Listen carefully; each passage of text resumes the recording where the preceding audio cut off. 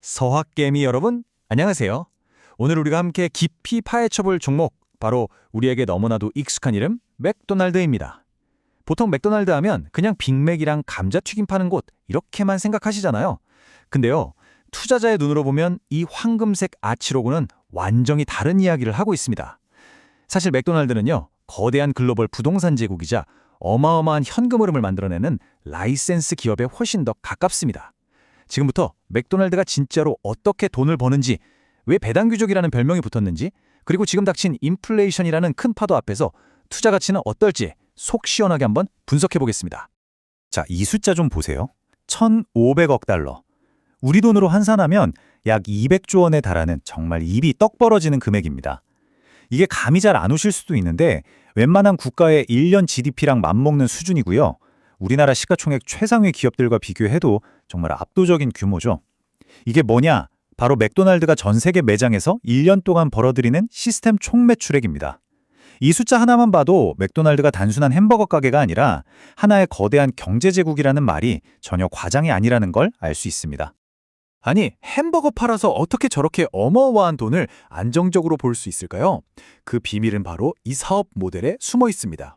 전체 매장 중에 95%가 프랜차이즈, 그러니까 가맹점이고요. 본사가 직접 운영하는 직영점은 딱 5%밖에 안 돼요. 이게 왜 중요하냐면요. 맥도날드의 진짜 주 수입원은 햄버거 팔아서 남기는 마진이 아니거든요. 바로 전 세계 수만 개 가맹점주들로부터 매달 꼬박꼬박 들어오는 로열티, 그리고 본사가 소유한 그 매장 부지에 대한 임대료입니다. 그러니까 사실상 맥도날드는 세계에서 가장 성공한 부동산 임대업자이자 브랜드 라이센스 기업인 셈이죠. 경기 변동에 따라서 인건비가 오르든 원자재 값이 오르든 그 리스크는 가맹점주들이 대부분 떠안고 본사는 안정적으로 현금만 착착 챙기는 구조. 이게 바로 맥도날드가 수십 년간 온갖 경제 위기 속에서도 끄떡없었던 핵심 비결입니다. 자, 그럼 본격적으로 투자자 관점에서 맥도날드의 강점, 그러니까 불 케이스부터 한번 면밀히 살펴보겠습니다.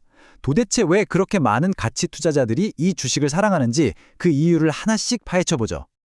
49년, 와, 거의 반세기입니다. 이 시간 동안 맥도날드는 단 한 해도 거르지 않고 주주들에게 주는 배당금을 늘려왔습니다. 그래서 S&P 500 기업 중에서도 25년 이상 연속으로 배당을 늘린 정말 소수의 엘리트 기업에게만 주어지는 배당 귀족이라는 아주 명예로운 칭호를 가지고 있죠. 이게 우리 투자자에게 어떤 의미일까요? 그냥 매년 배당금 몇 푼 더 받는다는 차원이 아닙니다. 이건 이 회사가 돈을 버는 능력이 엄청나게 뛰어나고 안정적이라는 뜻이고, 또 경영진이 주주에게 이익을 돌려주는 걸 최우선으로 생각한다는 아주 강력한 신호입니다. 시장이 막 폭락할 때도 꾸준히 들어오는 이 배당금은 주가 하락을 막아주는 방패가 되기도 하고요. 또 재투자를 통해서 복리의 마법을 일으키는 든든한 총알이 되어주죠. 근데 맥도날드가 그냥 과거의 영광에만 기댄 그런 박제된 우량주가 절대 아닙니다. 바로 최근 실적만 봐도 아주 쌩쌩하다는 걸 알 수 있거든요. 2분기 매출은 5%, 순이익은 11%나 증가하면서 꾸준히 성장하고 있죠. 근데 여기서 진짜 놀라운 건 바로 이 영업이익률 46.91%입니다. 이게 얼마나 대단한 수치냐면요. 보통 제조업이 한 10% 내외, 잘 나가는 기술주들도 20에서 30%대인 걸 생각하면 거의 사기적인 수준의 수익성이라고 할 수 있어요.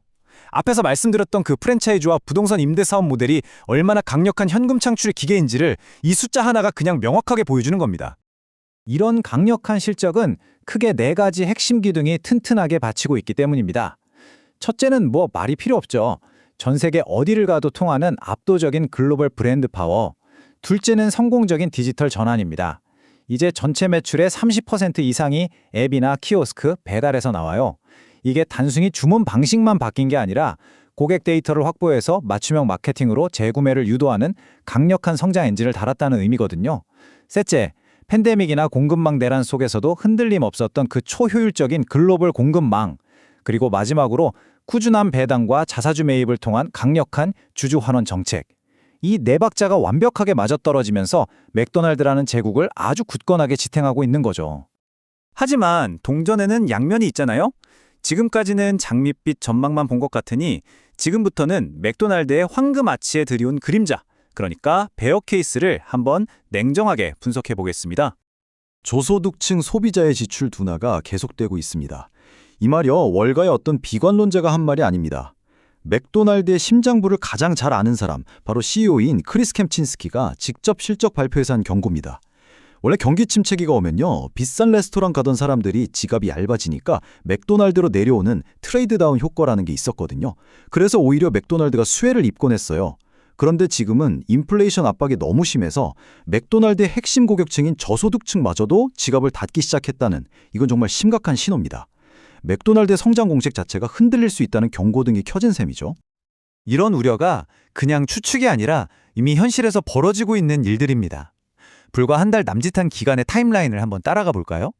10월 중순 소비가 둔화되는 걸 감지한 맥도날드가 부랴부랴 가치 메뉴를 다시 내놓으면서 방어에 나섭니다.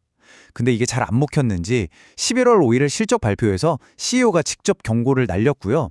엎친 데 덮친 격으로 11월 11일에는 저소득층 식량지원금 지급이 늦어지면서 소비 여력에 결종타를 날렸습니다. 하나의 위기가 다른 위기를 불러오는 이런 연쇄 반응이 지금 실시간으로 일어나고 있는 겁니다. 이런 압박은 구체적인 숫자로 보면 더욱 명확해집니다. 인플레이션 때문에 소고기나 감자 같은 원자재 비용은 10%나 치솟았어요.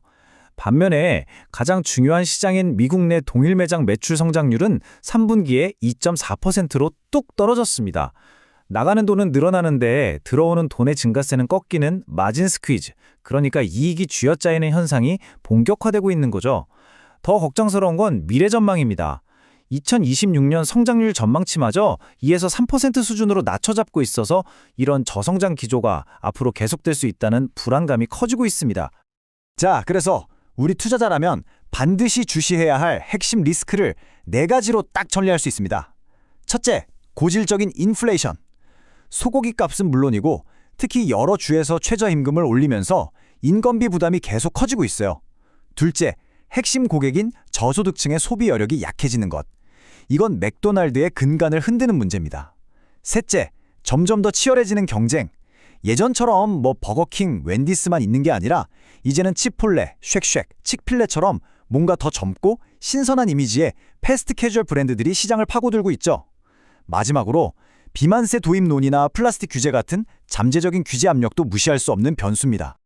자, 지금까지 맥도날드의 빛과 그림자를 모두 살펴봤습니다. 이제 가장 중요한 시간입니다.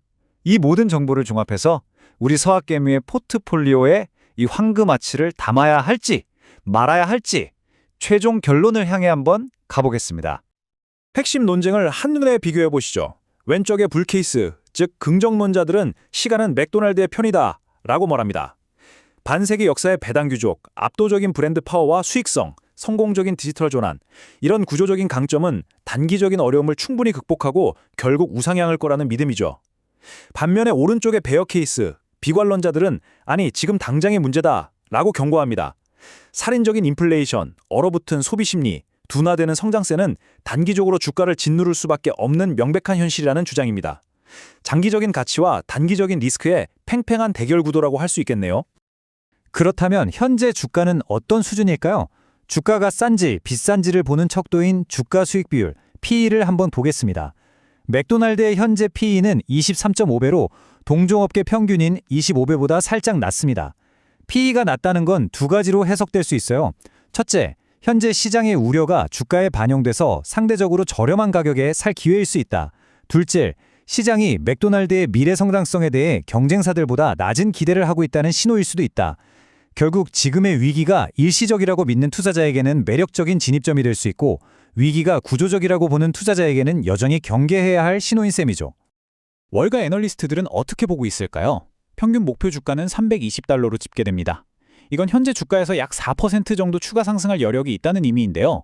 폭발적인 상승을 기대하는 건 아니지만 그래도 지금의 역풍 속에서도 기업의 기초 체력이 충분히 주가를 방어하고 완만한 상승을 이끌어낼 거라는 게 시장의 중론이라고 볼 수 있겠습니다. 물론 목표 주가는 언제든 변할 수 있는 참고 자료일 뿐이라는 점 꼭 기억하셔야 합니다. 결론적으로 맥도날드는 지금 아주 중대한 기로에 서 있습니다. 고물가에 지친 소비자들에게 가성비라는 무기를 다시 꺼내 들었는데요. 과연 이 전략이 불확실성의 시대에 우리 투자자들에게도 최고의 가치를 선물하는 투자가 될 수 있을까요? 이 질문에 대한 답을 찾는 것이 바로 우리 서학개미들의 숙제일 것입니다. 오늘 제가 드린 정보들이 그 해답을 찾아가는 과정에 훌륭한 나침반이 되기를 바랍니다. 오늘 10분이 넘는 시간 동안 맥도날드라는 거대 기업을 함께 깊이 파헤쳐 보았습니다. 오늘 분석이 여러분의 소중한 포트폴리오를 꾸리는데 조금이나마 도움이 되었기를 진심으로 바랍니다.